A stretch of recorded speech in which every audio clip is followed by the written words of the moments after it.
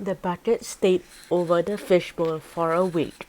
Mr. Putter tried taking it off a few times, but Tabby got all twitchy and batty and had to put it back on. Finally, Mr. Putter got tired of looking at an upside-down bucket.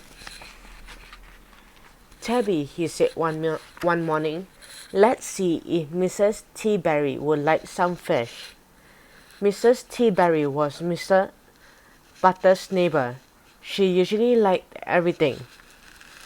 "Certainly," said Mrs. Teaberry when Mr. Putter phoned. "Zig and I would love some fish." Zig was Mrs. Teaberry's good dog.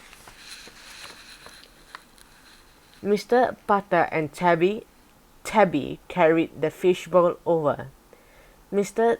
Putter told Mrs. Teaberry about Tabby's fish problem.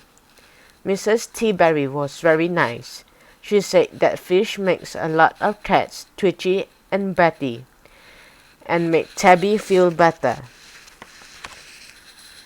Mr. Putter and Tabby had milk and cookies with Mrs. Teaberry and Zig.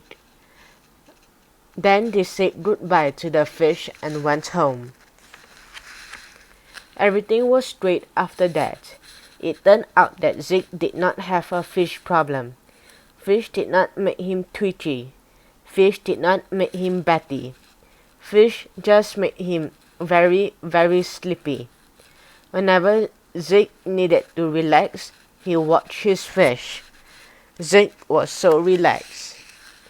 Mr. Putter and Tabby were relaxed too. Of course, they had always been very good at relaxing, except with fish. They just curled themselves into Mr. Putter's warm chair and slept, without a single twitch.